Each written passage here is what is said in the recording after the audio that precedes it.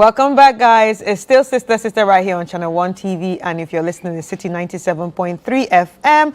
And now I told you that it's time for me to introduce the sisters. So get ready, ladies and gentlemen. Meet the sisters. Rosie. Hi, Chris. How are you? Could be better. I'm not feeling too well, but you know, it's always a joy meeting you. So yeah, I'm feeling better for seeing you. Rosie, don't be sick. No, I can't be. You can't be sick. Yes, I can't be. I'm refusing it. Amen. Hopefully, I'll get better soon. Hey, man, I think it's the weather. Maybe. Yeah. Maybe. Sorry. Or probably just stressed. Yeah. I need a break. All expense paid trip to an island somewhere. Yeah. Yeah. Any company watching that wants to, you know, reach out to us. Yeah.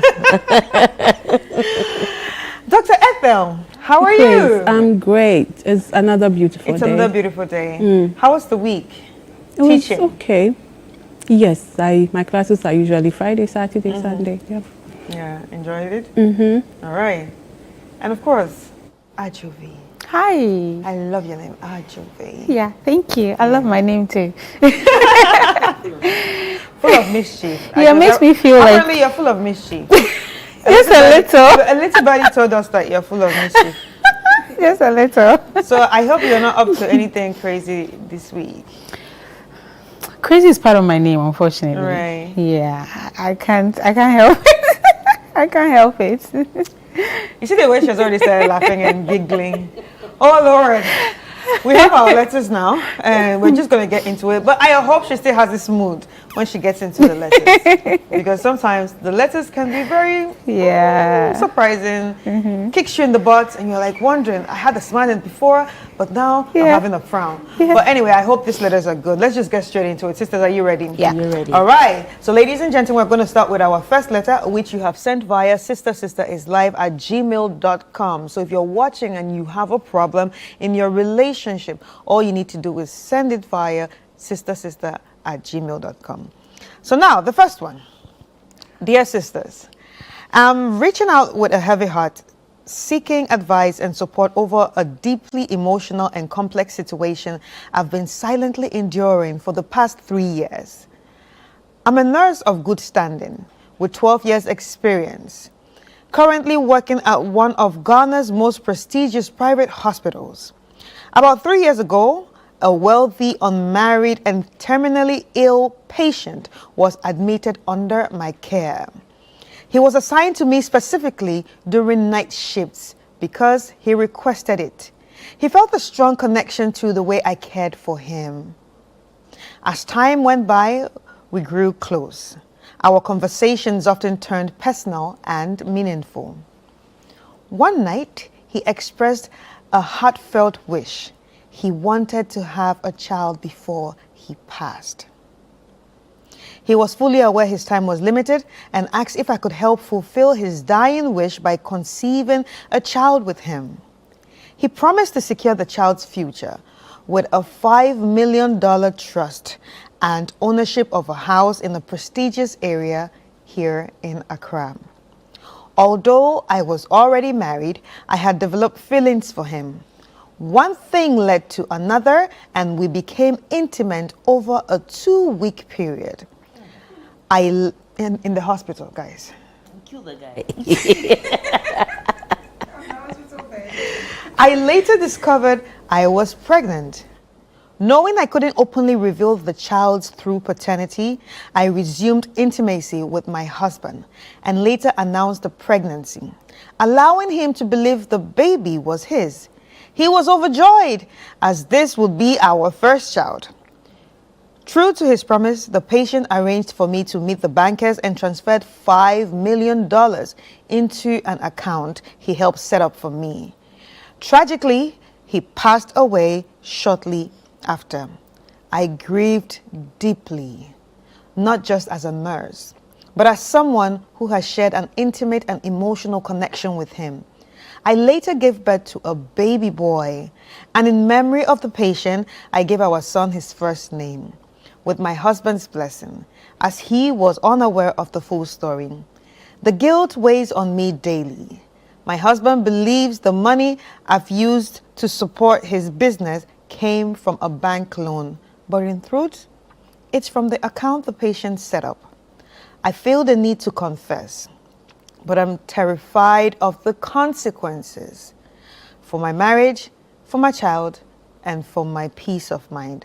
Sisters, I can no longer bear the burden of this secret alone. I'm torn between telling the truth and preserving the life I've built. Please, I need your guidance. Warmly, a troubled sister. Period. Ajovi, you keep giggling. What's funny? Because I'm just thinking, wow, daughter of Zion. Daughter of Zion, daughter of Eve. Yeah.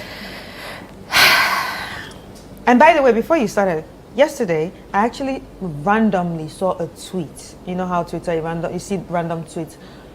Don't marry a nurse. Don't date a nurse. So I'm trying to connect it because people left comments like, oh no, they spend time with their patients a lot. They develop connections with their patients a lot. Is this what we are seeing here?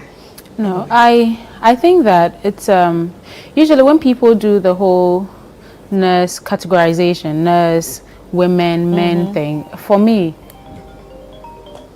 it's one of the things I do not stand for. I condone.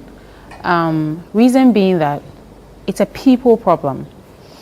You could be a man, but you could be terrible when it comes to your character. You could be a woman, just as me, and you could be very terrible character-wise. And you could be, you know, a nurse. You could be a doctor. You know, so it's a human. So it's not about your profession. Exactly. Neither is it about, you know, sexes or anything. I always say that I'm big on knowing who you are as a person, what your values are, what your morals are, what you stand for. Because if you do know that, you know yourself, you know, in detail, there are things you would never do. Because first of all, this man has, this lady, pardon me, hasn't spoken of, you know, having a bad relationship. So far, her marriage is okay. And it saddens my heart to know that this is even her first pregnancy, right? And then you went ahead and had a relationship, went intimate with your patient. Even to your profession, I think you've broken trust over there, because I do know that doctors swear an oath. I'm not sure about nurses, but even if you do not swear an oath, I think with your profession, you've broken trust over there. I think it shouldn't be something you should do. I think there are boundaries you shouldn't try to cross when it comes to your work, where you get your food, your daily bread. You do not mess around there. Just be professional. Face your job. Do it. Get it paid. You know, and get the recommendations coming, get the good feedback coming, grow, you know, in your career. Don't mix it with personal pleasures and all that. Secondly, now that you have gone ahead with it, I'm not one to come judge you, because there's so many things I would want to say about that, about her actions, but you've already done it. Now we move forward. My take is that, who asked you for confession? Wow. Who? Daughter of Zion, who asked you for confession? I've said this before, that we speak truth, speak truth, speak truth. Sometimes we say, speak your truth. It is not every truth you speak. Why? Because it's like a dog is lying. It hasn't asked you anything. You went to wake it up, just like a baby, newborn baby. He or she is sleeping peacefully. Why have you gone to wake him up? There are certain things there are certain secrets. Let me be the evil person. There are certain secrets you die with, right? It hasn't come up. If it comes up, my father once said something to me. He gave me an advice. He said that it is okay for every human being to have a secret, but then it becomes a problem if that secret comes to light and you lie. So once it hasn't come to light, it's okay. Leave it that way. Move on with your life. Try to be a better person. Get to know who you are. Have morals, have standards, have things that you wouldn't do. you know yourself and say, as for this, I can't cross this line. This is not what I stand for as a person. This is not who I am. Yeah. You know, put some value on yourself. There are things you shouldn't do. I'm not saying she hasn't, but I'm just saying in being a better person, because every day, day in, day out, we get to know ourselves. We work on ourselves. For me, I say every year, I get to reintroduce myself to myself. I get to take myself out on a date, get to know what I like. Every year, something about me changes. You know, this year, I feel like maybe locking my hair. Maybe next year I want to cut my hair. You know, maybe I don't like how I handle certain things, how I speak on certain things, you know, just to grow as a person. So I think that every individual should do that. Daughter of Zion has a Nigerian will say, you fall my hand. You fall my hand for this one, but then we are human beings. We try to get better each day. So I think that strongly, I think you should leave it alone. Just leave it alone there. Don't try to make anything out of it. Right. So Dr. Ethel, she said she should leave it alone. But this is someone that is actually being disturbed. And that means if she's disturbed, it's affecting her psychologically and emotionally. So in your own point of view, do you think she should confess or she should just die with it? Especially for the fact that nobody asked you. So I'm also worried about her mental state and the fact that she is not at peace. Yes, and I think that I will see her as somebody who is like me. I am unable to live with that kind of guilt, and so I can imagine what she's going through. I have a lot that I would want to say about the act and all of it, the unprofessionalism, the unethical behavior and all of that. But I'll go straight to your question. I think that if she is going through that much trouble, she may want, I would agree that she should. But at the same time, she doesn't want to give up her marriage. She doesn't want to mess up her marriage. Yes, and her child. but you can't hold on to two things, and you want your mental health, yet you want that. I feel like at some point, this is going to blow up. If really you are in a marriage that is intimate, and I don't think it was intimate, actually. Well, but I feel like at some point, especially the way she's, you see, there are some people who, when they steal, they're able to cover up very nicely. They do all of these things and they will be fine and they can go to their graves with it. Others are Life goes bad. on. Yeah. They would spoil it. If you put them in your plan, it won't work. Yeah. The way they look, the way they breathe, everything. I can't do this anymore. Yes, I can't do this anymore. they I have will to spoil confess. it for you and for the entire group. So look, this is the kind of person. It's just 3 years. Some people carry this for decades, and they are good. They carry it with grace. She is not going to be good with this. This is going to blow up. I feel that whichever way, she will lose whatever she's trying to hold on whilst holding all of this together. So if I were her, with all of this boiling for her peace of mind, for her mental health, it is worth speaking her truth. So how would you say herself. Speaking with grace.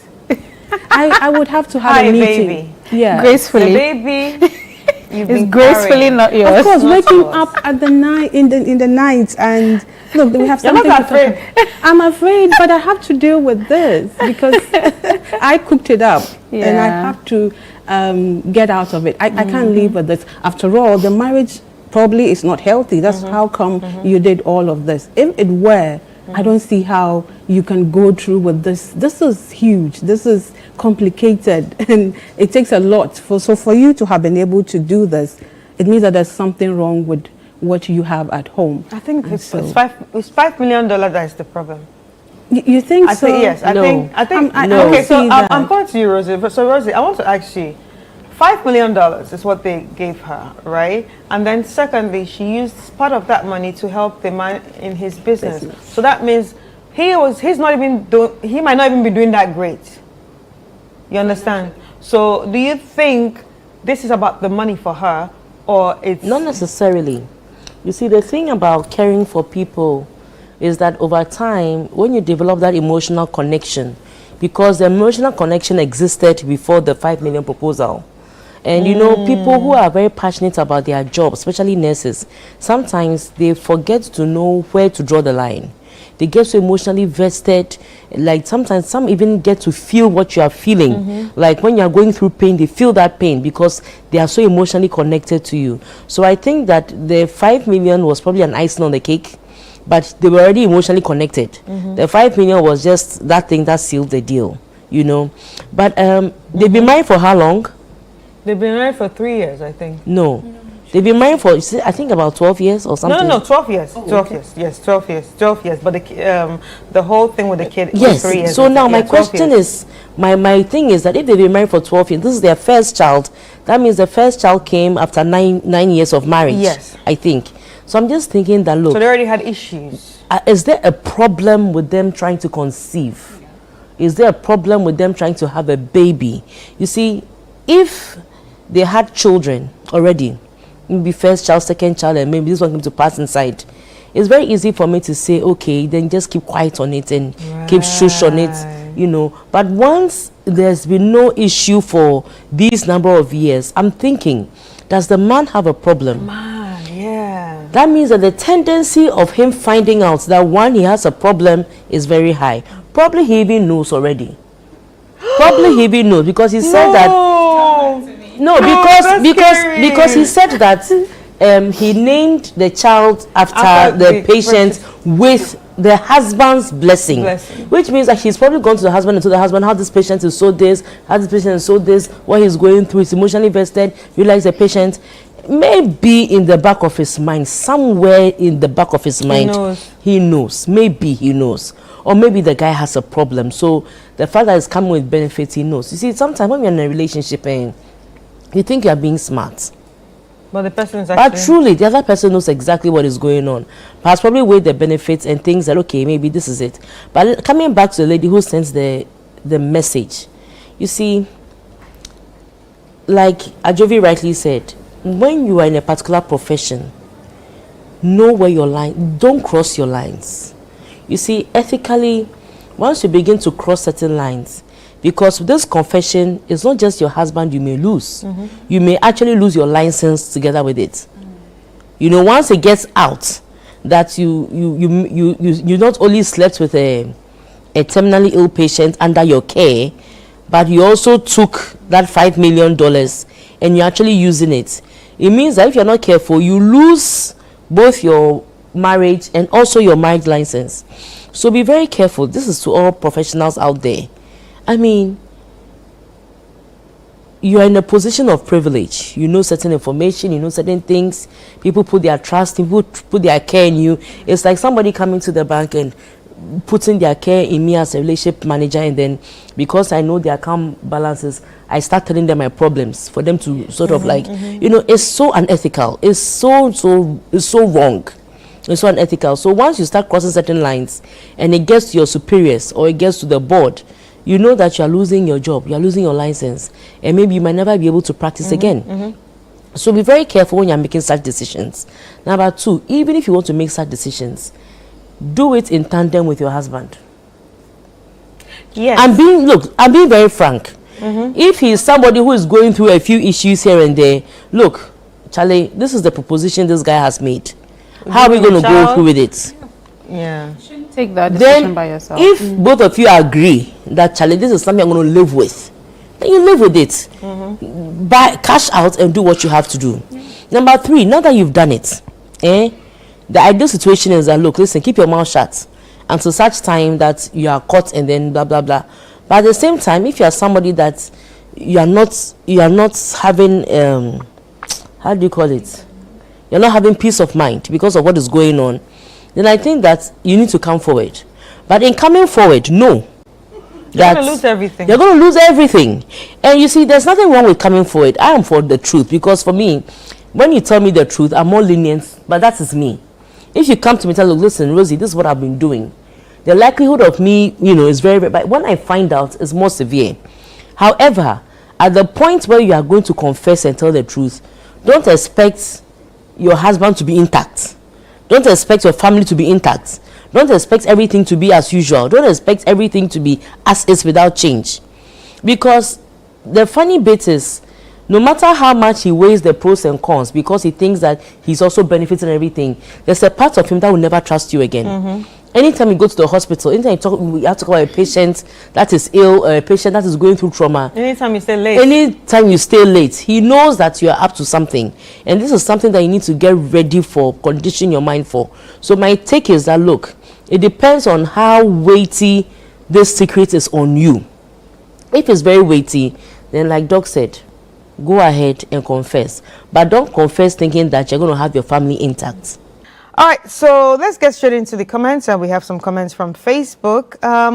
Now, Edward Bass say, you need to tactfully bring your husband closer to the truth by testing him with a similar story and see his reaction. Then you can make a decision. That's interesting. And another one says, hey, this is actually meant to be on the low. You do not need to tell him anything. And this is from Godfred.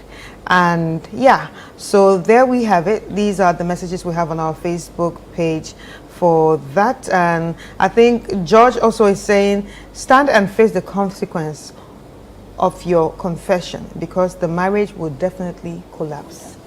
Okay, you were saying something before I went to read the message. This is a classic example of there's no peace for the wicked. So who's the wicked now? She. My sister. Okay. Now, if you had the boldness, if you had the mind to not just cheat on your husband, but then to also cheat on your profession, I think I'm allowed to say that, then you should know that what you're going through, the guilt and all that, that's a reward. Yes. There's no peace for the wicked. On that note, we'll take a quick break, and when we come back, we'll be looking into the second letter.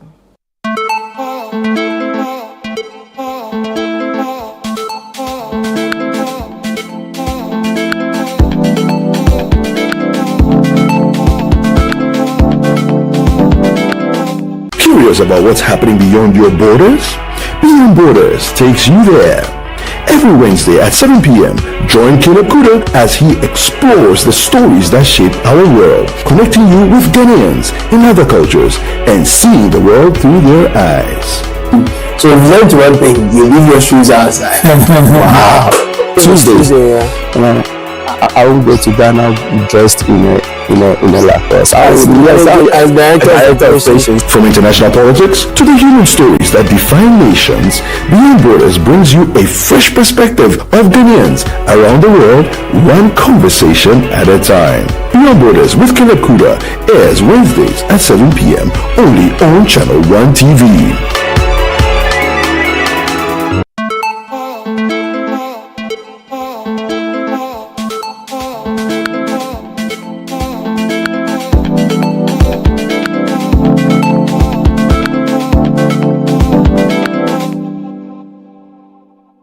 All right, welcome back. So we just read a very interesting letter. I don't even know how I feel about it, but it's still marinating. Anyway, we have our second letter now. Let's just get straight into that. And interesting topic. My husband is an addict. Let's get inside this letter. Dear sisters, I'm a full-time housewife, and I've been married for 10 months, and I'm 4 months pregnant. My husband is possessed with the incurable spirit of sex. Jesus. Amen. He would have me every night like 2 times, sometimes 3 times before he goes to his shop in the morning. He is a trader, and he has 3 apprentices who help him in his shop. They would go to the shop in the morning, and my husband will come back in the afternoon to have sex. Every time I try to resist, he would take it by force. Oh no. As it's killing me so slowly because my energy doesn't match his. Many times I have conditioned my mind to endure to see if I can adapt to his libido, but it is not working for me. I have encouraged him to have a side chick, and he told me that he is scared of contracting infection, and that is why he is all about me. Wow, somebody actually giving you, wow. Okay. It would have been better for me that he pours quickly, but the least he can last is 10 to 15 minutes. But most times, he doesn't even come. He knows his ways romantically around the woman's anatomy, so he puts me in the mood before he plugs in. Now, I'm fed up because the whole thing is making me lose it. I'm thinking of quitting the marriage before he kills me. Sisters, your advice is needed here, and I really appreciate it much. I want to understand what the incurable spirit of sex is. Anybody has an idea what the incurable spirit of sex is? Rosie? At the church, Thank you.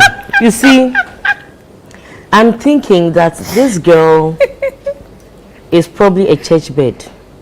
The way she constructed that line, incurable spirit of sex, I think she's a church bed. And because she's a church bed, when she was getting married, the things they were talking about, sex was not part of it. Yes. I keep saying that, look, sex is one thing that, I've said it's over the years, that sex is one thing that, when it's good in a marriage, people tend to overlook it. But when it's bad, or it has issues, it can be the biggest thing that can destroy a beautiful marriage. You understand? So when it comes to counseling, premarital counseling and all of these things, they talk about all of these things. They condition you that, oh, when your husband wants it, you give it.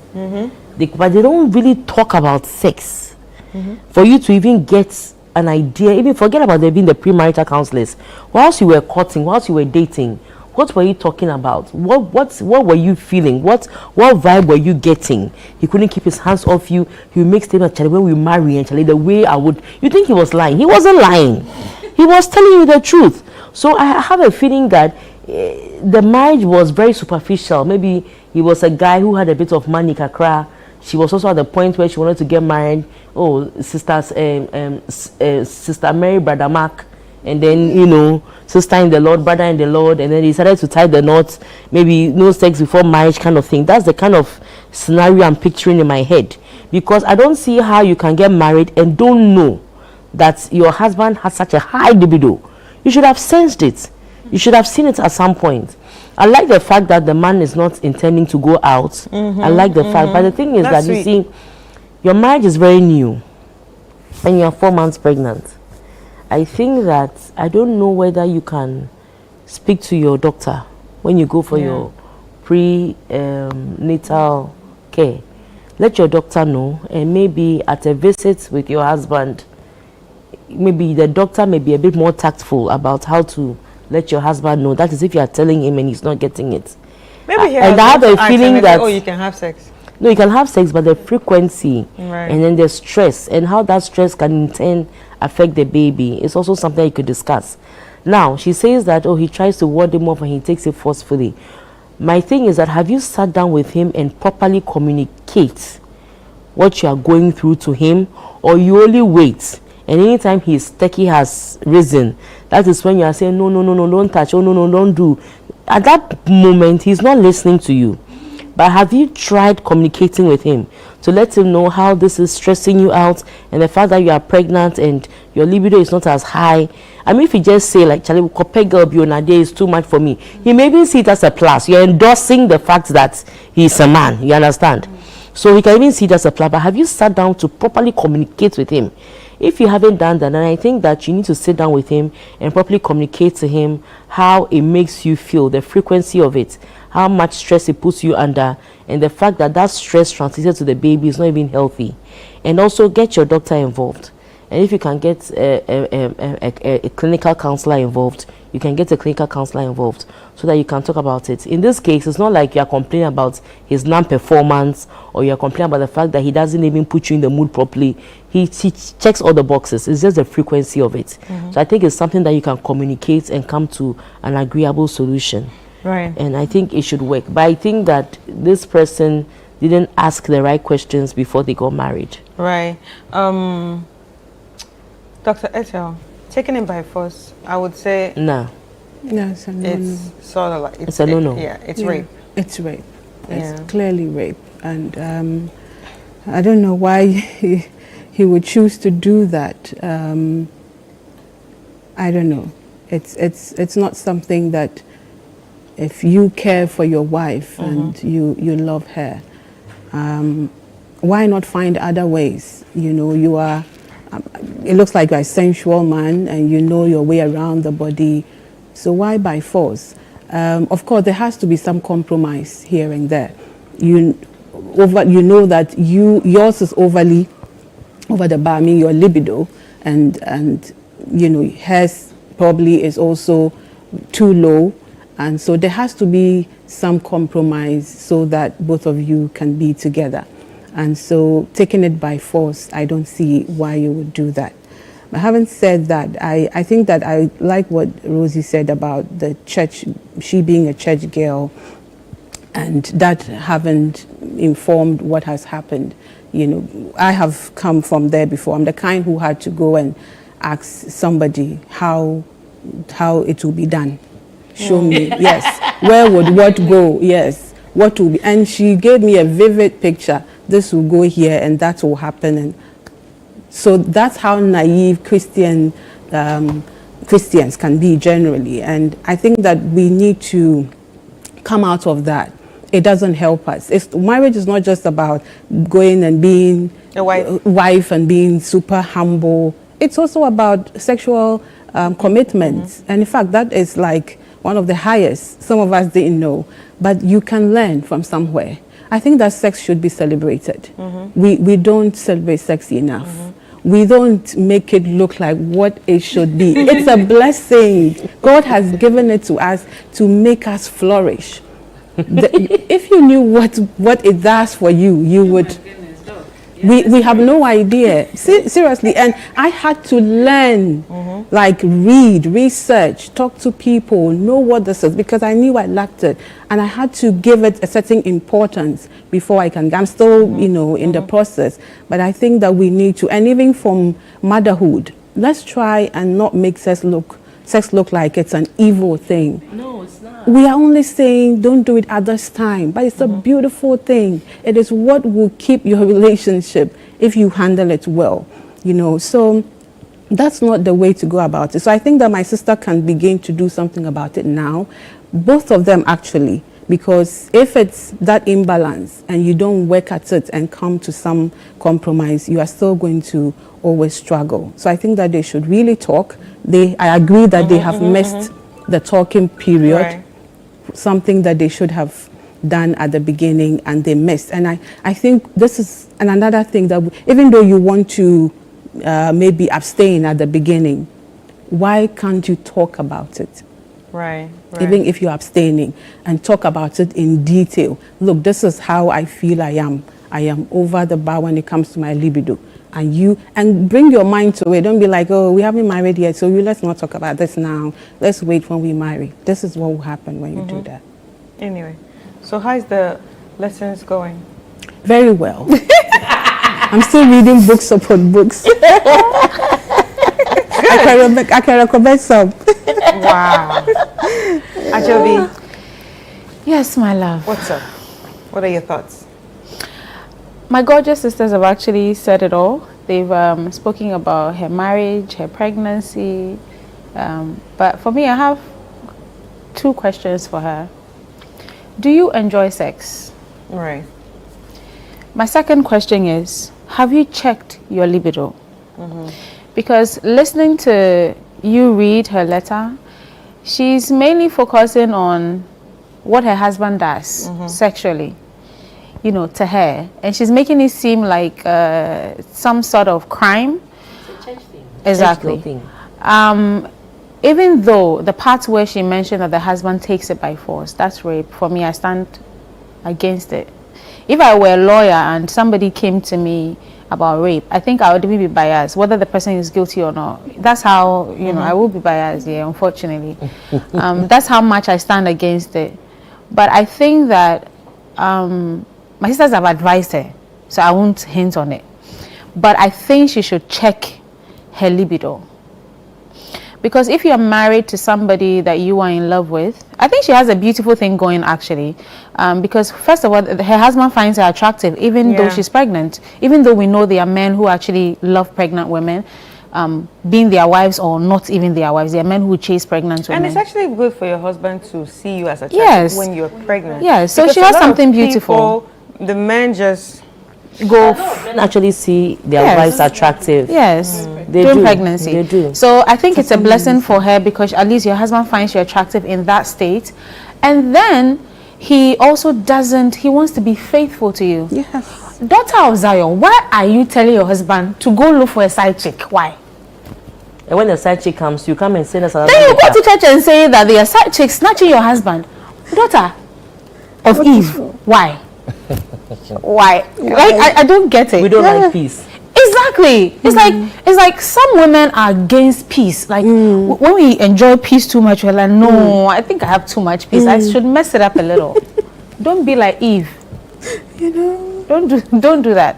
I think that she should check her libido. She should find out if she enjoys sex, and then this time she should go for counseling. But this time not church counseling. She should see a therapist. She and her husband, because I think her husband also has an issue when it comes to his sex maybe he has drive. The fact that he would take it forcefully. Maybe he has an addiction. As addiction problem. Yeah, sex so addiction. that's why I recommend that they see a therapist, because taking it forcefully, I think that's a bit intense. That's intense. Not. I won't even hold my tongue. That's really, really intense. Addiction, or because the marriage is fresh, he's just excited. Because you see, the marriage is only 10 months old and the woman is 4 months pregnant. For me, I won't give him a second guess. Once forcefully comes in. No, not about the forcefully part. I'm talking about the fact that he's addicted to it. You see, when things are It fresh, could be that if they are both church buddies, it could be that honestly, I can't actually. as a time my brother Nache, a time, he's been through it. He's kept himself for a long time. It's not time for him So to. he's like really in Yes, his youthful yes. exuberance. He's You see, actually a man enjoying it once- now. But I feel a like man once told me. their biggest problem is communication here. Yeah. Yes. That's why I recommend they see a therapist, I agree. because a therapist will help them navigate it. Not because I saw a video recently of a pastor actually standing on his pulpit, which was a very sad thing to say, very appalling video I've seen in recent times, saying that if your wife doesn't allow you sleep with her, take it forcefully, because her body is yours and your body is hers. Some of our spiritual leaders actually do these things a bit off. Did I say a bit? Why am I saying a bit today? Off. Yeah. Because how do you say that, yes, she's your wife, before God, yes, her body is yours, yes, your body is hers, but then at the end of the day, nothing should be taken forcefully. Yeah. Nobody has the right to take anything forcefully from your body. I think Right. it's off. So they shouldn't do the whole church bit. Right. They should look for counseling elsewhere, outside. Oh, I think it's now a little off, but I was going to say that, there was a guy once who told me that he found his wife most attractive when he was pregnant because her body temperature was warmer. Oh. So it was a whole different experience having sex with his wife, because because of the baby in the body temperature is so warm, so it was actually more enjoyable.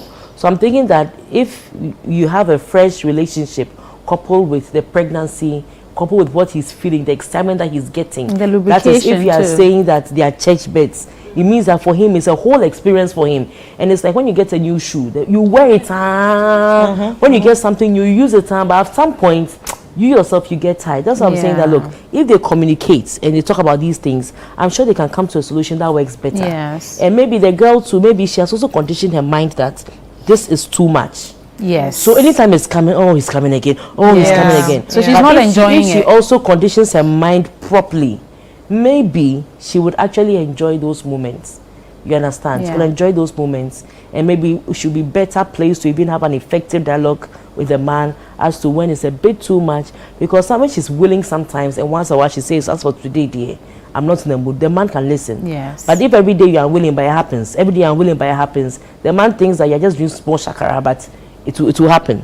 Yeah. So I think that you should also, it should be a compromise, like a win-win situation, so that both of you can enjoy yourselves. And But sex, no, she made Charlie. a statement that it's not as if that he, comes quick.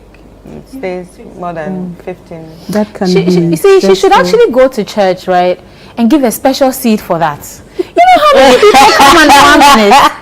Well, And you know how many people come under 1 minute? It's like I'm really serious on this. clearly, she is not enjoying that. Yes. Different people. So after she goes through everything we've said, I pray she actually takes some of the things we've said seriously and works on it. Then she will find out that she actually has a good thing going. No, but you know what? At the end of the day, we are here talking about it as if we are looking at it as one side, but maybe they are also very orthodox. Maybe it's just one position. No, I don't think so. I don't She said think her so. husband She said knows his way around a her woman's body. You can know the way around the body with one position. Yeah. You see, but you see, for a woman, okay, Chris, her eye and stuff like that. as for this one, I beg to differ. Why are you talking out of experience? No, because I'm like I can see it vividly. Chris, I beg to differ. If let's say if it's missionary, okay, I hope the kids are sleeping. Missionary, she's pregnant. So it'll definitely be a doggy. 4 months for now. Okay. No, but Chris, 4 months, and now it's the same thing. His whole body on her. 15 minutes. Oh God, 20 minutes. So he's still here. Chris, men know at least two Chris, positions. I back think that and forth. this man loves his sex, and this man knows his way around the body. And I'm saying this because, listen, for women, when we are being very truthful to ourselves, most of the women, we are having sex with people who are not even cutting it. Most women, they are faking orgasms. They are faking all manner of things. They are doing all manner of things. So I'm just saying that, look, Why are you shaking the table? For a woman Why to are you hit her shaking the chest table? and say that this man knows his way around the body, it means that competency is not the issue. So in this particular case, I don't think the man has a problem with the how, or how it's done. The problem is purely with the frequency, because women hardly give a testament that is not in front of the man. When the man will tell you, you're boy, you're a guy, but real, like for real, like she has typed, for her to confess amidst all of this that look, the man really knows the way around the body. I think the how is not in contention. All right, so we actually have some messages here. We have Akosa is saying, why are you asking your husband to get a side chick? Be careful what you Wish for. because you might just get it and you will cry. And AC from Cape Coast, my sister, this is not normal. If you're pregnant and still constantly exhausted from sex, your husband should show you some compassion, not drain your energy. Marriage is not a license to overuse your wife. That's another point, because some people think now that I've gotten you, you are exactly, and you see the way he takes it by force. There are a lot of men that have that patriarchal mindset. I have paid for you, you are mine. You see comments on social media when such issues come up. You see men or just men in general, I don't say young men or old men, because you don't even know who's behind the accounts. You see them making say, I've paid for you, and then you will not give me sex care. You see, so that means taking it by force is it's that patriarchal mindset. It could be coming from I own you because I have paid for you. Wow. Yao from Takrady, we men must do better. When a woman is carrying your child, you protect her, not wear her out. If you're begging him to reduce or even suggesting a side chick, which shows how desperate you are, then something is seriously wrong. He needs help. I think he has like a sex addiction. I think I would agree with her. And Uche from Nigeria is saying, you're literally carrying life inside you, and you're still trying to manage your husband's uncontrollable libido. That's not love. It's selfishness. Actually, it is. It is. Please don't feel guilty about saying no. Your health and mental state matters too. Even if she says no, the guy takes it by force. So that part is so wrong. Completely he's wrong. also a rapist too. It's not only. So Kunle is like, he doesn't only have an addiction problem. He's also a rapist on top of it. So like, Kunle is saying, this man doesn't need a side chick. He needs therapy. Yeah, he does. Sexual addiction is real, and you are not a machine. If he cannot recognize the stress he's putting you through, especially while pregnant, it's a serious problem. Stand your ground, madam. And this is from a guy to a woman. Zainab from Nigeria again is saying, sister, no offense, but even suggesting a side chick tells me you've reached your breaking point. That's not a healthy marriage. People don't suffer in silence. If your in-laws or parents are reasonable, involve them. That's another topic. Do you think they should carry their sex matters to the in-laws? I feel it's too early. Okay. It's too early, eh? Yeah. Kofi Ansah is saying, lady, have you had communication about this with your husband? Maybe he might not see anything wrong with this. I mean, me saying no already should mean I am actually communicating to you. Thank you for sending in your 2 letters, sisters. Thank you so much for joining me on this episode of Sister Sister. I really enjoyed it. And I think everybody should take their sex lessons seriously because, Jesus Christ, this was just too much. We'll take a quick break, and when we come back, I will be sharing my final thoughts.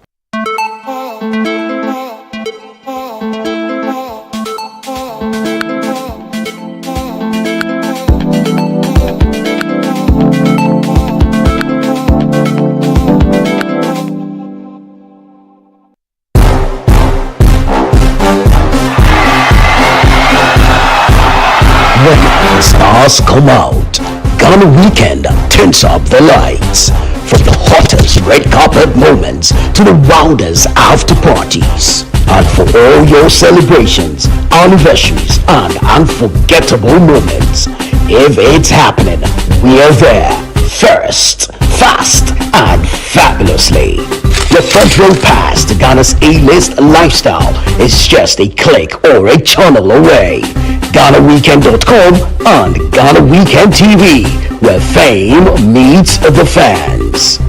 Promote your next big event with us, because when you party with the stars, the whole nation of black stars should know. Visit GhanaWeekend.com, watch and subscribe to Ghana Weekend TV on YouTube. Stay connected with us across all platforms. Follow us on Instagram with the handle at GhanaWeekend.com, on X at Ghana Weekend, on TikTok, Ghana Weekend, and on Facebook at Ghana Weekend. Join the Ghana Weekend family today. Ghana Weekend, all access, all glam, all yours.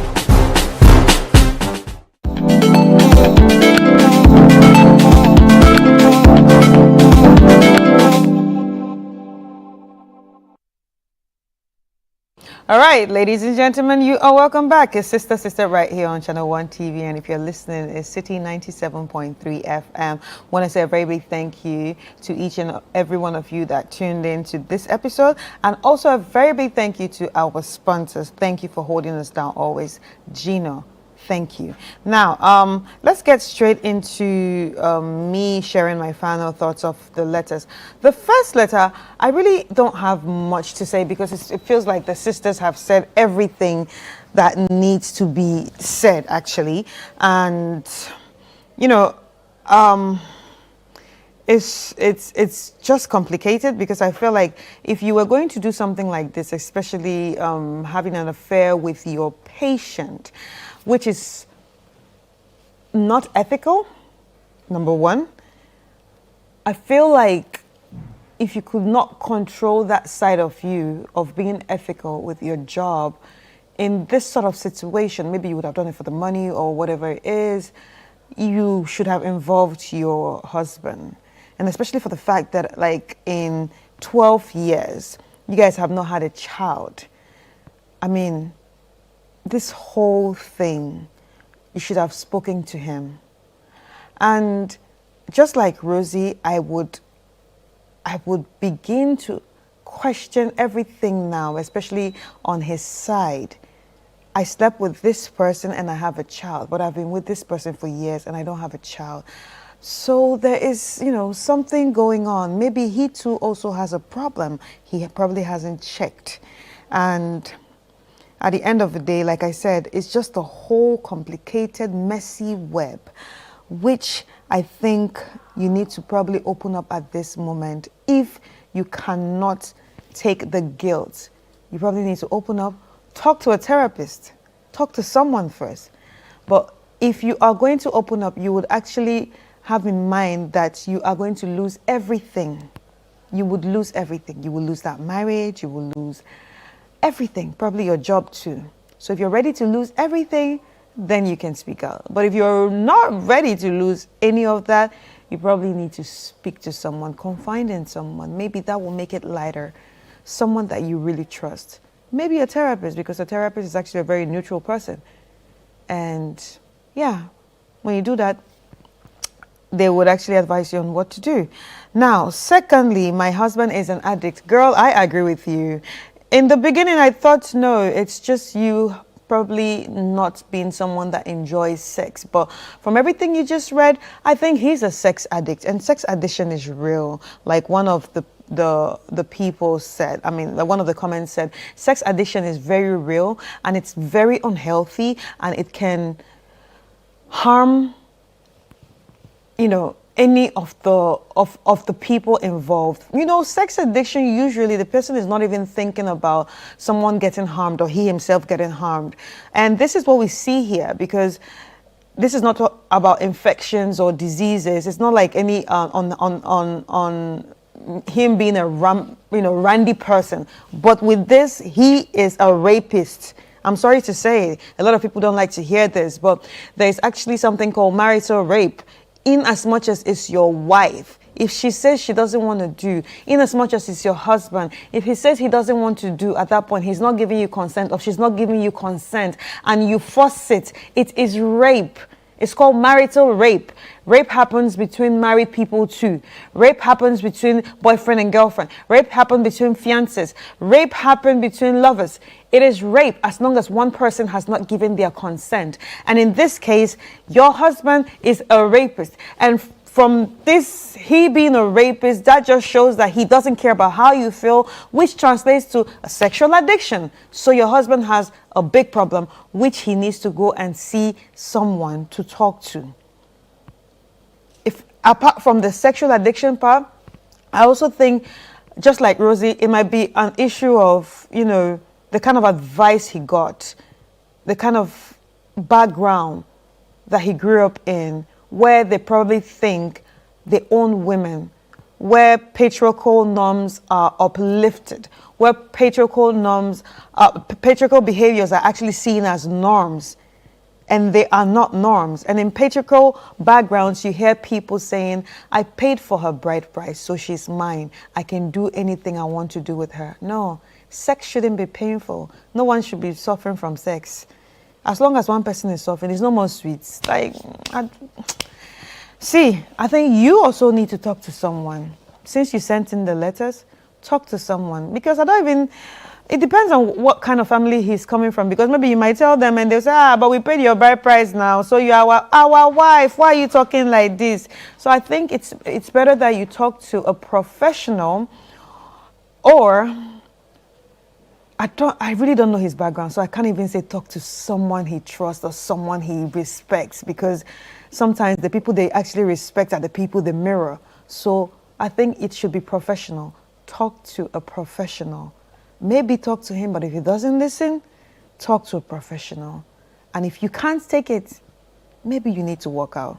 Ladies and gentlemen, this has been Sister Sister. Once more, a very big thank you to our sponsor, Gino. So if you want to make the best gravies, the best stews, the best soups, why are you not using Gino?